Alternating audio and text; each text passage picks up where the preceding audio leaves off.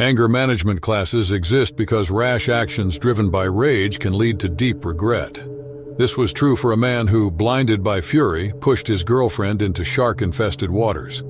When his anger subsided, overwhelming remorse set in. Discover her harrowing escape and the lessons learned in this gripping narrative. The sun hung high in the cloudless sky, casting a golden sheen over the crystal-clear waters off the coast of Florida. A sleek vessel bobbed gently with the waves. On board, tension crackled in the air like static electricity. Jaden paced the deck, his mind a whirlwind of suspicion and jealousy. That morning he had found texts on Alice's phone, innocuous on the surface, but to Jaden's paranoid mind, they were damning evidence of betrayal. Sitting on the yacht's edge, Alice tried to calm him, but the roar of his rage drowned out her words. Jaden's thoughts spiraled out of control. How could she do this to him? The rational part of his mind whispered that he was overreacting, but his emotions were stormy. He turned on Alice, eyes blazing. She stood, trying to reason, but his anger was boiling. Without thinking, he lunged forward and shoved her. Time seemed to slow as Alice tumbled backward, her eyes wide with shock and hurt. The splash of her hitting the water snapped Jaden back to reality, and immediate regret surged through him. Alice surfaced, gasping for air, the salt water stinging her eyes. Panic gripped her as she struggled to stay afloat.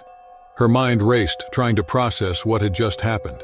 She kicked her legs frantically, scanning the water for any sign of danger. Then she saw them, fins slicing through the water, circling her. Her blood ran cold as she realized she had fallen into shark-infested waters. On the yacht, Jaden was frozen with horror.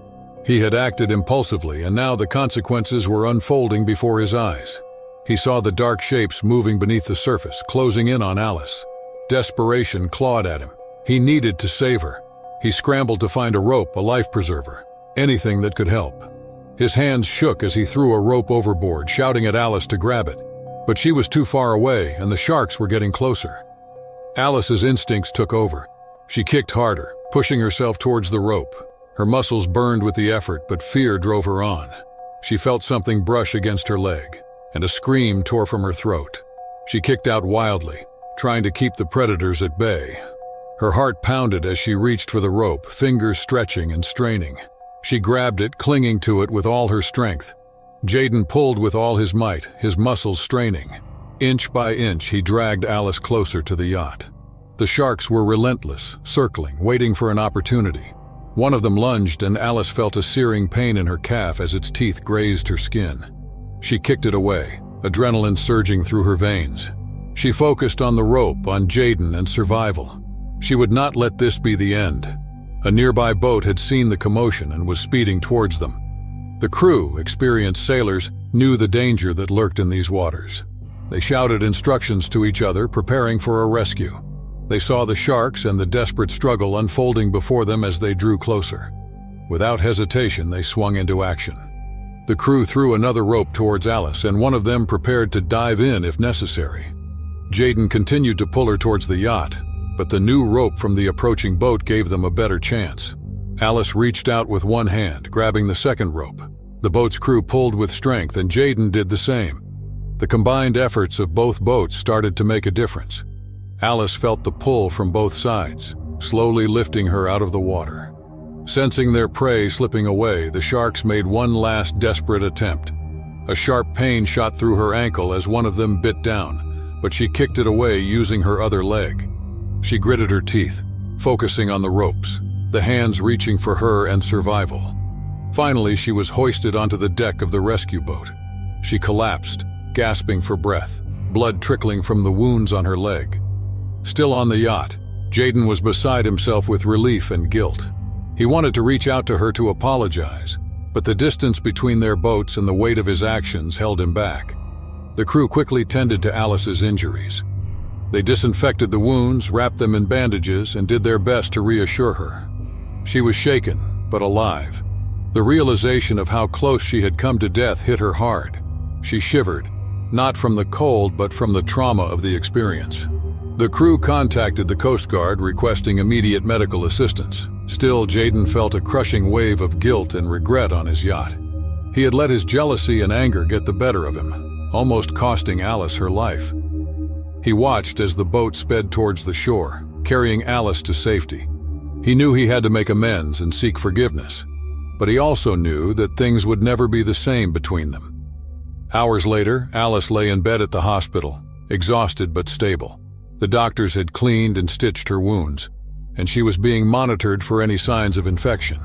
She stared at the ceiling, replaying the events in her mind. She had faced death and survived, but the emotional scars were deep. She thought about Jaden, about the man she loved who had almost killed her in a moment of rage. Could she ever forgive him? Did she even want to? Jaden sat in the waiting room, his mind tumultuous with regret and sorrow. He loved Alice, but his actions had driven a wedge between them that might never be removed. He needed to see her to apologize, but he didn't know if she would even want to see him. He looked at his hands, still trembling from the adrenaline and fear. He knew he had to take responsibility for what he had done, but the path to redemption seemed uncertain and fraught with pain. As the hours passed, Jaden was finally allowed to see Alice. He entered the room hesitantly, his heart pounding.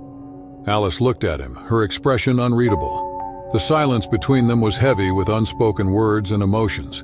Jaden took a deep breath, knowing that whatever happened next, he had to face the consequences of his actions. At that moment, they were both survivors of the ocean, the sharks, and their tumultuous emotions. The experience had changed them, and the future was uncertain. But for now, they were both alive, which was something to hold on to.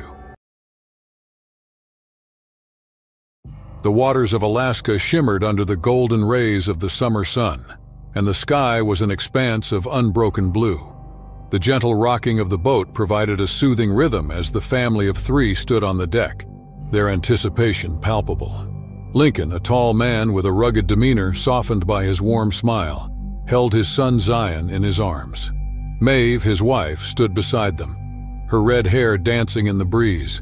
They were on a whale-watching trip, a long-awaited adventure that promised memories to last a lifetime. Wide-eyed with excitement, Zion clutched the binoculars his parents had given him. At 8 years old, he was a bundle of curiosity and energy, fascinated by the stories he had heard about the majestic creatures of the deep. The boat, captained by a seasoned seafarer named Owen, sliced through the calm waters with practiced ease.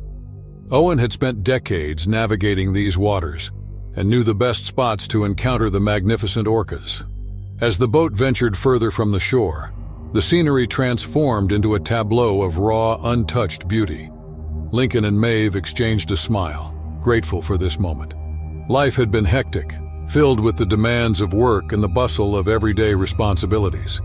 This trip was a chance to reconnect with nature and each other, to show Zion the world's wonders beyond the confines of their routine. A sudden shout from the bow of the boat drew everyone's attention. Owen had spotted a pod of killer whales, their sleek black and white bodies cutting through the water with grace and power. The excitement on board was electric as everyone rushed to the railings, cameras and binoculars at the ready. The pod was magnificent, a family of orcas moving in unison, their dorsal fins slicing through the water like knives. Zion's eyes widened in awe as he watched them breach and dive. Their playful antics were a testament to the intelligence and strength of these apex predators. For a while, everything was perfect. The orcas swam closer, their curiosity piqued by the boat. They were close enough now that the family could see the distinctive markings on their bodies and the unique patterns that identified each individual. However, the serene atmosphere shifted subtly as one of the more giant orcas, a massive bull, began to break away from the pod. Its behavior changed, becoming more erratic and aggressive. It circled the boat, its large eyes fixated on the vessel as if trying to understand what it was dealing with. The first jolt came without warning. The orca rammed the side of the boat with its robust body, sending a shudder through the vessel. People stumbled, gripping the railings for support. Owen's calm voice cut through the murmurs of alarm, instructing everyone to stay calm and hold on. Lincoln pulled Zion closer, his heart pounding. Maeve clutched his arm, her eyes wide with fear. The orca rammed the boat again, harder this time as if testing its strength. The ship rocked violently and several passengers lost their balance, falling to the deck. Owen's face was a mask of concentration as he worked the controls, trying to maneuver the boat away from the agitated animal. The orca's behavior was puzzling and terrifying. It circled back for another hit, its sheer size and power making it a formidable force. The boat's hull groaned under the impact, and water splashed over the sides, drenching the passengers. Panic began to spread, and Lincoln fought to keep his composure for Zion's sake. Owen shouted for everyone to stay low and hold on tight. He skillfully steered the boat, trying to create distance between them and the aggressive orca. His experience and quick thinking were their best hope for survival. The other orcas in the pod seemed to sense the tension, keeping their distance but watching intently. With a surge of adrenaline, Owen made a bold move. He accelerated the boat, steering it towards a rocky outcrop. The maneuver was risky, but he hoped the shallow waters and rugged terrain would deter the orca. The ship sped forward, and for a moment, it seemed they might escape. The orca, however, was relentless. It followed, its powerful tail propelling it through the water with ease. The rocky outcrop loomed closer, and Owen deftly navigated the boat through the treacherous waters. The passengers held their breath. The tension was unbearable. Suddenly, the orca veered off, its attention diverted by something unseen. It disappeared beneath the surface, and there was silence for a few agonizing moments. The boat slowed, and Owen instructed everyone to stay still and quiet. The threat seemed to have passed, but no one dared to relax. Minutes ticked by, each one feeling like an eternity. The orca has yet to return. Owen cautiously steered the boat away from the rocks, heading towards safer waters. Lincoln and Maeve held Zion between them, their relief palpable. They had come so close to disaster, but Owen's skill and collective calm had saved them. The rest of the journey back was a blur. A sober reflection on the fragility of life and the unpredictability of nature replaced the excitement of seeing the orcas. Once animated and chatty, the passengers were now quiet, lost in their thoughts. When they finally reached the harbor, a rescue team was waiting. They helped the passengers disembark and assess the damage to the boat. Owen received praise for his quick thinking and expert handling of the situation. The passengers thanked him profusely, knowing how fortunate they had been. The morning sun cast a golden glow over the pristine waters of Hawaii, its rays dancing on the surface like 1,000 glittering diamonds. Isla, Louis, Isaac, and Ryan stood on the deck of their rented boat, eagerly preparing for a day of scuba diving.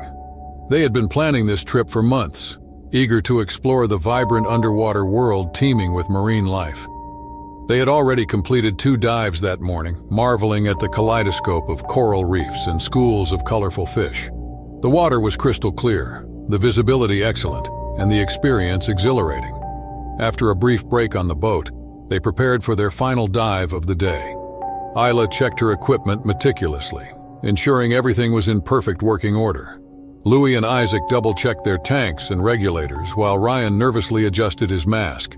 With a final nod of assurance, they slipped into the water one by one, descending into the serene blue depths. The underwater world was a realm of tranquility, where time seemed to slow, and the only sounds were the rhythmic breaths through their regulators and the gentle whoosh of water around them. As they descended further, the colors around them intensified. Neon fish darted in and out of the coral, and a giant sea turtle glided by, its slow, deliberate movements in stark contrast to the frenetic energy of the smaller fish. Ayla pointed out various species of fish and coral to her friends, her excitement palpable even through the layers of neoprene and equipment. They continued to explore, moving slowly to conserve air and take in the breathtaking sights. Ayla led the group, followed closely by Louis, with Isaac and Ryan bringing up the rear. They were about 30 feet down when Ayla signaled for them to stop. She had spotted something interesting, a small cave nestled in the coral. They approached cautiously, peering inside to see if it housed any marine life. It was then that Isaac noticed a dark shape moving in the distance. At first, he thought it was a shadow cast by the boat, but as it drew closer, he realized with a jolt of fear that it was a tiger shark. The shark was more significant than any he had ever seen, its sleek, muscular body cutting through the water with effortless grace. He tapped Ryan's shoulder, and they both stared in awe and trepidation as the shark continued to approach. Ayla turned just in time to see the shark begin to circle them. Her heart pounded in her chest, and she quickly signaled to the others to stay calm and close together. They had been briefed on shark behavior before the dive and knew the importance of not panicking. Ayla signaled for the rest to begin a slow ascent. They needed to return to the boat but couldn't afford to rush. They moved together, inching upwards while keeping a wary eye on the shark. The predator's interest didn't wane. It followed them, maintaining a constant distance. Ayla's mind raced, remembering if other divers might attract the shark's attention. But they were alone. The shark's presence was a constant looming threat, but they couldn't let fear dictate their actions. They had to stay focused, work as a team, and trust their training. The surface seemed agonizingly far away. Ayla could feel the strain in her muscles and the weight of the situation bearing down on her. She glanced at her friends, seeing the same determination in their eyes. They were in this together, and they would make it through together. The shark's circles grew tighter, its curiosity becoming more menacing. It darted closer, testing their resolve. Ayla fought the urge to panic, reminding herself to breathe slowly and evenly. She could feel Louis's presence beside her, a reassuring constant. Isaac and Ryan mirrored their movements, maintaining the group's cohesion. The sunlight filtered through the water at 20 feet, casting an ethereal glow around them. The boat was visible now, a beacon of safety. Ayla signaled for them to continue their ascent. Each movement was measured and deliberate. The shark made another pass, closer this time, its powerful body slicing through the water with alarming speed. Ayla felt a brush against her fin, a reminder of the shark's proximity. She steadied herself, focusing on the ascent. They were almost there. She could see the boat's shadow growing more extensive, a promise of sanctuary. Louis reached out, his hand brushing hers, a silent gesture of solidarity. They paused for a 10-foot safety stop, crucial to preventing decompression sickness. The shark circled closer, constantly reminding them of their danger. Ayla's heart pounded, but she maintained her composure. They just needed to hold on a little longer. Finally, they reached the surface, their heads breaking through the water with a collective gasp of relief. The boat was mere feet away. They swam quickly but calmly, every second feeling like an eternity. Ayla glanced back and saw the shark still circling below, its dark shape stark against the blue depths. They clambered onto the boat, helping each other out of the water. Once on deck, they collapsed, adrenaline coursing through their veins. They had made it. They were safe. Ayla lay back, staring at the sky, the sun warming her face. She could feel the weight of the experience settling over her, the enormity of what they had just survived. The Caribbean, with its crystal-clear waters and teeming marine life, was Ambrosio's sanctuary. He had spent countless hours snorkeling, exploring the vibrant underwater world that lay just beneath the surface. Every dive was a new adventure, a chance to witness the wonders of the deep up close. Today was no different. The bright sun casts a shimmering light over the turquoise water as Ambrosio prepared his gear. He boarded the boat with fellow snorkelers, eager to explore a renowned coral reef. The boat ride was filled with excited chatter, everyone sharing their hopes of what they might see. Schools of colorful fish, intricate coral formations, maybe even a turtle or two. When they reached the snorkeling spot, Ambrosio adjusted his mask and snorkel, checked his fins, and ensured his underwater camera was securely fastened. With a final deep breath, he slipped into the warm water, immediately enveloped in the serene beauty of the reef. The underwater world was breathtaking. Coral in every rainbow shade formed intricate patterns, creating a living, breathing tapestry. Schools of fish darted around him, their scales catching the light in flashes of silver and gold. Ambrosio floated almost motionless, letting the gentle current carry him. He swam deeper, entranced by the reef's beauty. A parrotfish swam past, its vibrant colors strikingly contrasting with the coral. Ambrosio raised his camera, capturing the moment. As he moved to follow the fish, he noticed a glimmer out of the corner of his eye. He turned slightly and saw a sleek silver shape moving swiftly through the water. It was a large and imposing barracuda. Ambrosio had seen barracudas before, but this one was different. It was massive, easily over 5 feet long, and moved with an eerie grace. The fish's eyes were cold and unblinking, and its body was streamlined for speed and power. Ambrosio felt a prickle of unease but reminded himself that barracudas were usually curious, but not aggressive. He kept his movements slow and deliberate, trying not to startle the creature. The barracuda seemed fixated on him, or rather on the shimmer of his equipment. The reflective parts of his snorkel and camera strap caught the light, sending out small flashes. Ambrosio realized too late that these might appear to the barracuda as the scales of a smaller fish, a potential meal. He started to slowly back away, keeping his eyes on the predator, his heart pounding with each cautious movement. The barracuda's movements became more deliberate, and its interest peaked. Ambrosio's heart rate quickened. He knew he needed to return to the boat, but knew that sudden movements could provoke an attack. He began to swim backward, trying to keep the barracuda in his line of sight. The creature followed, closing the distance between them with alarming speed. In an instant, the barracuda launched forward. Its jaws opened, revealing rows of razor-sharp teeth. Ambrosio barely had time to react. He twisted his body, trying to shield his vulnerable parts. The barracuda's teeth grazed his arm, tearing through the wetsuit and flesh beneath. Pain shot through him, but he forced himself to stay calm. He kicked out with his fins, trying to distance himself from the predator. The water around him turned red with his blood, and he knew this could attract other predators. The barracuda circled back, preparing for another strike. Ambrosio felt a surge of desperation.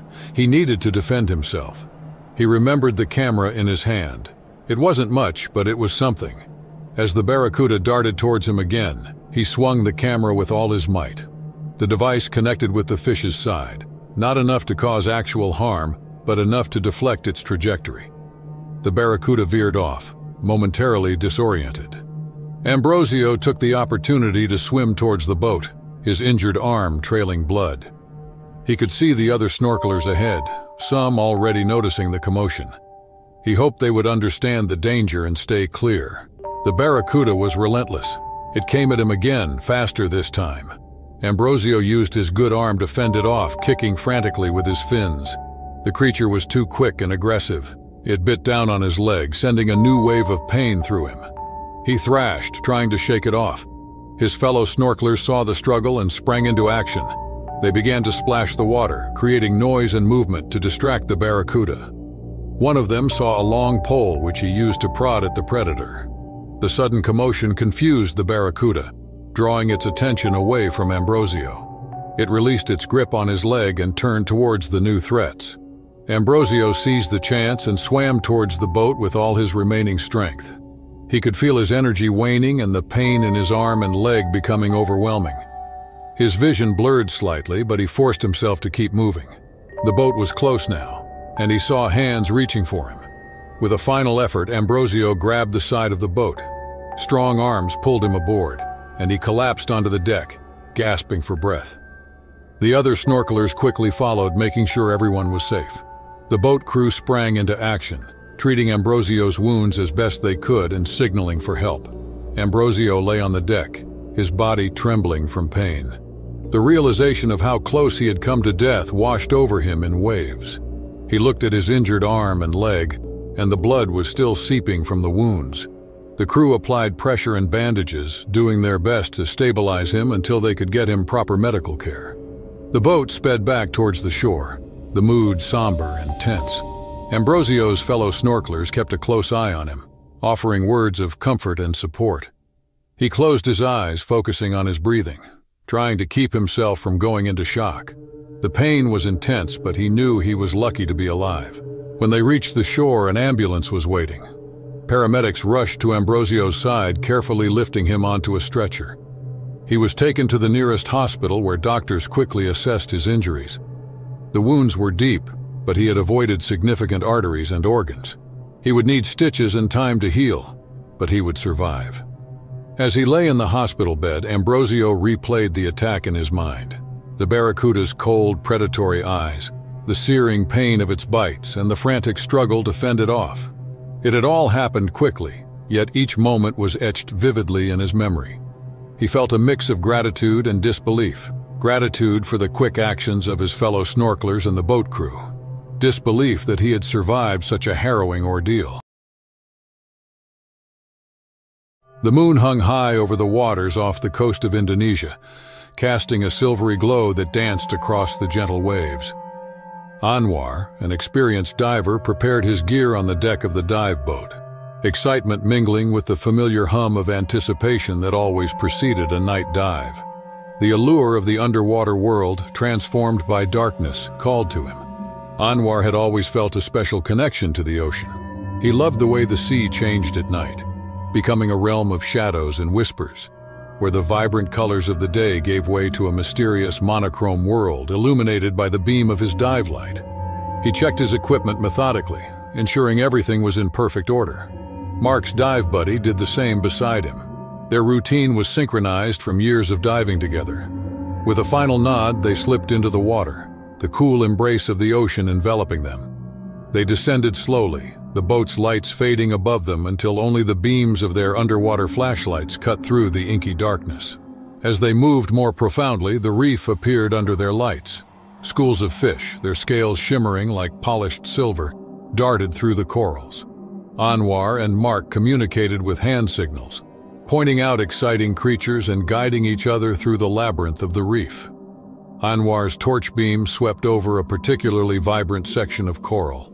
The colors, muted by the darkness, still hinted at the reef's daytime brilliance. He moved closer, curious about a small aperture that seemed to pulse with life.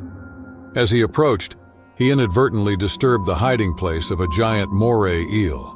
The muscular and formidable predator eel reacted instantly to the intrusion. The eel surged from its lair, a swift, silent missile of anger and fear. Anwar barely had time to register its movement before he felt a sharp, searing pain in his leg.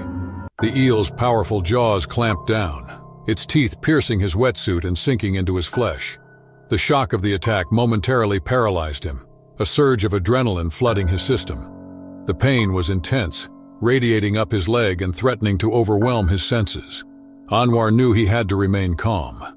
Panic was the enemy underwater, where every movement and breath had to be measured and controlled.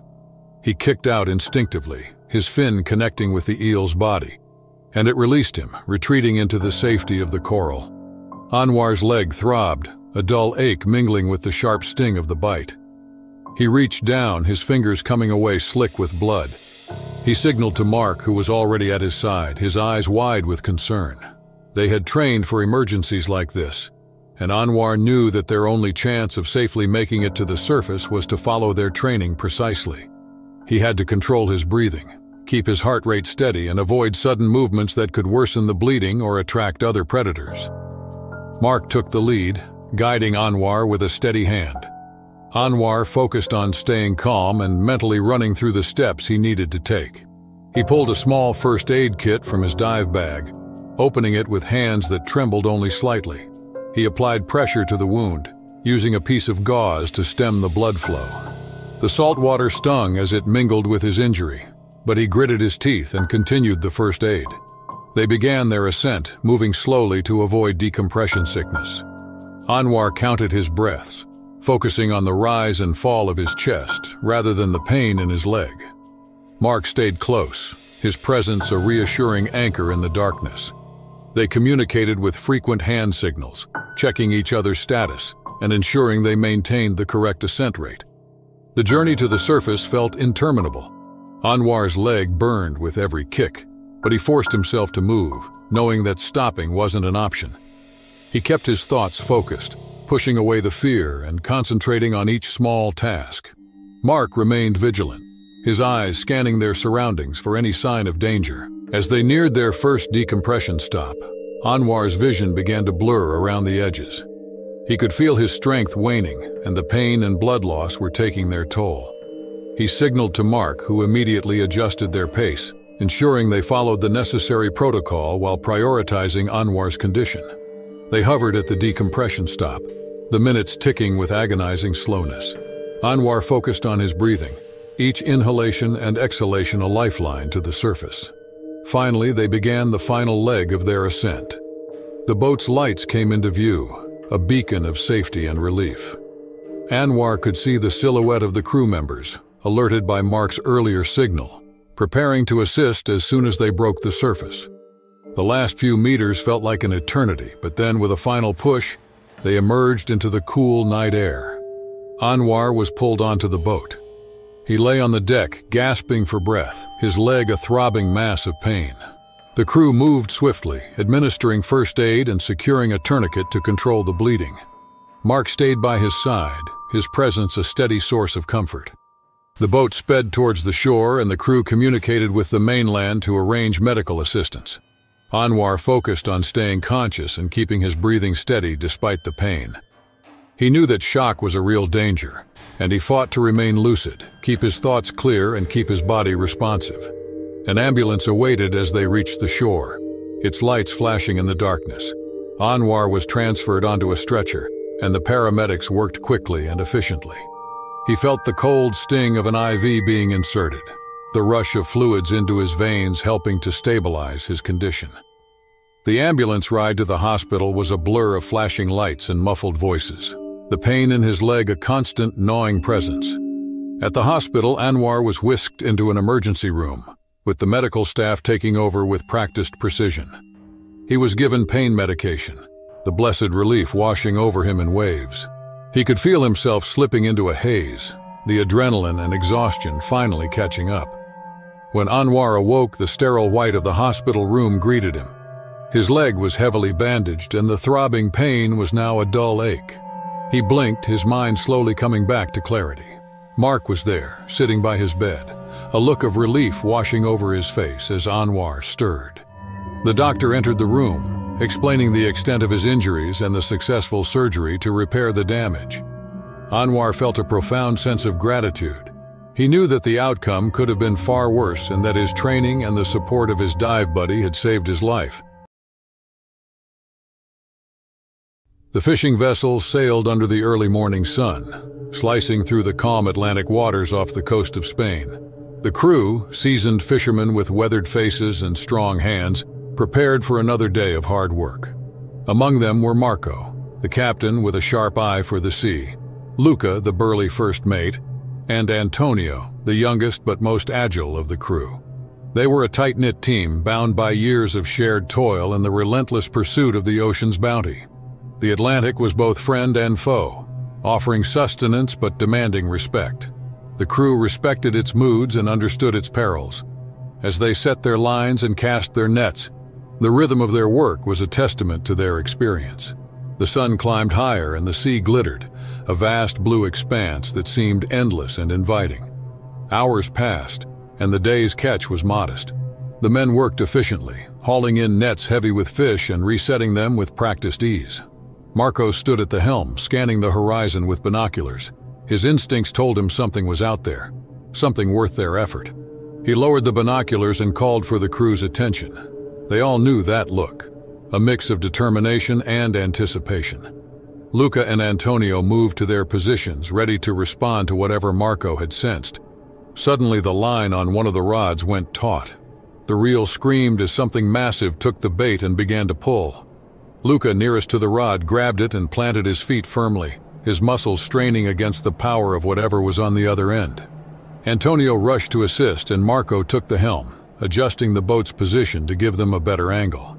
The struggle was immediate and intense. The creature on the line was unlike anything they had encountered that day. It moved with incredible speed and strength, testing its equipment's limits and endurance. Sweat poured from Luca's brow as he fought to maintain control. Quick and agile, Antonio adjusted the tension on the line, ensuring it didn't snap under immense pressure. Minutes passed and still the battle raged. The crew exchanged glances, a mix of excitement and exhaustion. They knew this was no ordinary catch. Marco's eyes gleamed with recognition. He shouted instructions and the men responded with renewed vigor. The line jerked violently, nearly pulling Luca off his feet. Antonio grabbed his arm, steadying him, and they continued the relentless tug-of-war together. Finally, a massive and fast shadow emerged beneath the surface. The water churned and the crew caught their first glimpse of the beast. A giant swordfish, its long, sharp bill slicing through the water. It was a magnificent and terrifying sight, a testament to the raw power and beauty of the ocean. The swordfish thrashed, sending water sprays into the air, and the men braced themselves for the final struggle. Suddenly, the swordfish leaped out of the water with speed and strength. The crew watched in awe and horror as the swordfish arced towards the boat. Marco shouted a warning and the men scrambled to avoid the impending attack. The swordfish crashed onto the deck with a bone-rattling thud, its bill plunging into the wooden planks and narrowly missing Luca's leg. The crew scattered, dodging the flailing fish as it thrashed wildly, its powerful body a blur of muscle and scales. Antonio, quick on his feet, grabbed a gaff hook, trying to secure the fish without getting skewered by its deadly bill. Chaos reigned on deck as the swordfish continued its assault. Its movements were erratic and fierce. The fish was driven by a primal urge to escape. Marco steered the boat, trying to maintain stability amidst the turmoil. Luca, regaining his balance, joined Antonio, and together they maneuvered around the swordfish, looking for an opportunity to subdue it. The swordfish struck again, its bill piercing the air with lethal precision. The men dove and dodged, narrowly avoiding serious injury. Antonio managed to hook the fish with the gaff, but it only seemed to anger the creature more. It thrashed violently, knocking over equipment and sending buckets and tools flying across the deck. Marco joined the fray, grabbing a second gaff hook. He and Antonio worked to control the fish's movements while Luca prepared a rope to secure it. The swordfish's strength was astounding, with each movement a testament to its survival instincts. The men were drenched in sweat, their muscles burning from the effort, but they refused to relent. Finally, with a coordinated effort, they managed to pin the swordfish against the railing. Luca looped the rope around its tail, securing it tightly. The fish continued to struggle, but its movements were sluggish, and its energy was depleted from the prolonged fight. Marco and Antonio held the gaff hooks firmly, ensuring the fish couldn't lash out with its deadly bill. The crew took a moment to catch their breath, the deck a chaotic mess of water, gear, and blood. They had done it. They had subdued the giant swordfish. The realization washed over them, a mix of triumph and relief. Marco surveyed the scene, pride swelling in his chest. They had faced the raw power of the ocean and emerged victorious. The men worked quickly to secure their catch. They hoisted the swordfish with a crane, its massive body hanging like a trophy against the backdrop of the open sea. It was a sight to behold, a testament to their skill and determination. The crew cheered, their voices carrying over the waves to celebrate their hard-won victory. The crew cleaned up the deck and tended to their catch, knowing the swordfish would fetch a high price at the market as a reward for their grueling effort. But more than the monetary value, the experience stayed with them. The thrill of the chase, the danger of the battle, and the satisfaction of overcoming the odds. Marco stood at the helm, steering the vessel back toward shore. The day's events replayed in his mind, a vivid tapestry of struggle and triumph. He glanced at his crew, their faces illuminated by the fading light. They were tired but satisfied, bonded by the shared experience. Luca leaned against the railing, his muscles sore but his spirit high. Antonio, ever agile, moved about the deck with renewed energy, already tidying up the remaining gear. Marco felt deeply grateful for his crew. Their resilience and camaraderie were a source of strength in facing the ocean's challenges.